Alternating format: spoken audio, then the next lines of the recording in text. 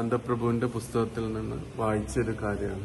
Volume 1-ലുള്ളൊരു കാര്യമാണ്. അതിൽ രേവതി നന്ദൻ ദാസ് എന്ന് പറഞ്ഞൊരു ഭക്തൻ പറയുന്ന കാര്യമാണ്.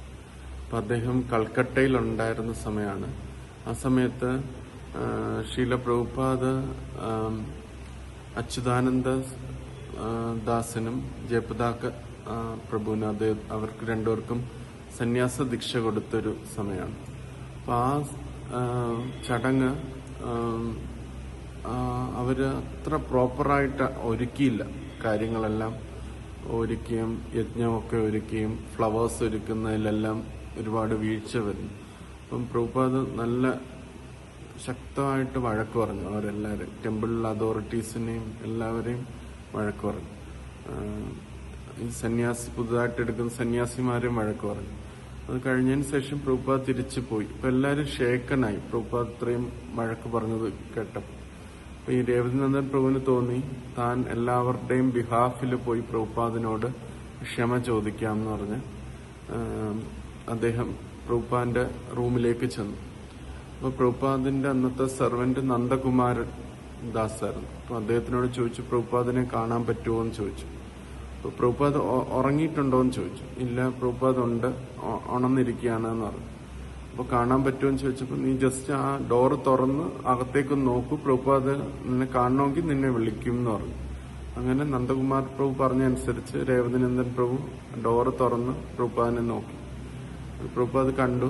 എന്നിട്ട് ചോദിച്ചു, എനിക്ക് അകത്തേക്ക് വരാമോ എന്ന് ചോദിച്ചു. യെസ്, യു ക്യാൻ കം എന്ന് പറഞ്ഞു. എന്നിട്ട് വന്നിട്ട് രേവതിനന്ദൻ പ്രഭു നമസ്കരിച്ചു. പ്രഭുപാദിന്റെ മുമ്പിൽ നമസ്കരിച്ചതിന് ശേഷം പ്രഭുപാദിനോട് പറഞ്ഞു,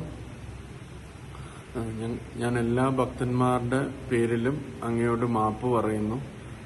ഞങ്ങള് ശ്രദ്ധയില്ലാതാണ് പല കാര്യങ്ങളും ചെയ്തത് എന്ന് പറഞ്ഞു. പിന്നെ പ്രഭുപാദ് വളരെ അത്രയും നേരം ഭയങ്കര വലിയ ദേഷ്യഭാവത്തിലായിരുന്നു പ്രഭുപാദ് ഇവിടുന്ന് ആ യജ്ഞ സ്ഥലത്തുനിന്ന് പോയത്. പക്ഷെ അവിടെ വെച്ച് ഭയങ്കര കൂളായിട്ടിരിക്കുമായിരുന്നു.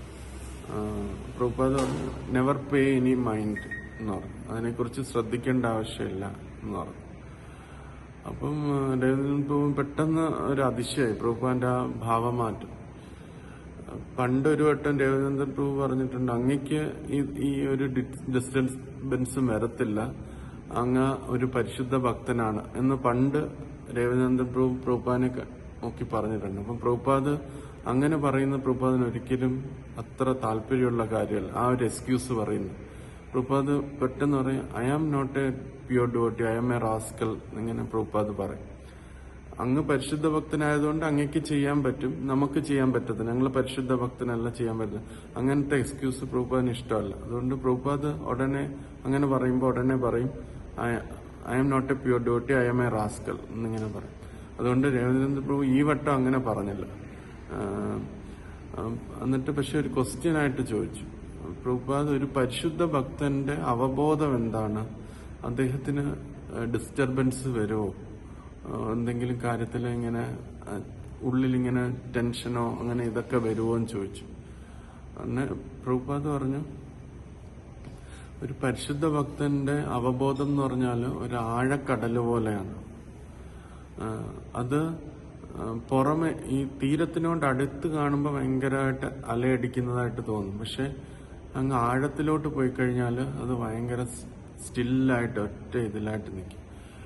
അപ്പം രവീന്ദ്രനാഥൻ പ്രഭുവിന് മനസ്സിലായി എന്താ പ്രഭുപാദ് ഉദ്ദേശിക്കുന്നതെന്ന്. അപ്പം എന്നിട്ട് പ്രഭുപാദിനോട് അദ്ദേഹം ഒരു മരണസമയത്തും അങ്ങനെ ആയിരിക്കുമോ എന്ന് ചോദിച്ചപ്പം പ്രഭുപാദ് പറഞ്ഞു അതേന്ന് പറഞ്ഞു. അപ്പം രവീന്ദ്രനാഥൻ പ്രഭു പറയാണ്, അദ്ദേഹം ഈ സാക്ഷാത്കാരം പറയാണ്, പരിശുദ്ധ ഭക്തൻ എപ്പോഴും ഈശ്വരനുമായിട്ടുള്ള അബ്സോർഷനിലിരിക്കുകയാണ് പൂർണ്ണമായിട്ട്. അപ്പൊ ബാഹ്യമായിട്ട് ചില കാര്യങ്ങൾ വരുമ്പോൾ അദ്ദേഹത്തിന് ചെറിയ അജിറ്റേഷൻ ഉണ്ട്. അത് ബാഹ്യമായിട്ടുള്ള ഇത് മാത്രമേ ഉള്ളൂ. പക്ഷെ ആഴത്തിലോട്ട് ചെല്ലുമ്പം അദ്ദേഹം ഒന്നിലും അജിറ്റേറ്റഡ് അല്ല, അദ്ദേഹം പൂർണ്ണമായിട്ട് ഭഗവാന്റെ സ്മരണയിൽ മുഴുകിയിരിക്കുകയാണ് എന്നുള്ളത് അവിടെ വെച്ച് പ്രഭുപാദിന്റെ ഈ ഒരു ആൻസറിലൂടെ മനസ്സിലായി എന്ന് രവീന്ദ്രനാഥൻ പ്രഭു പറഞ്ഞു.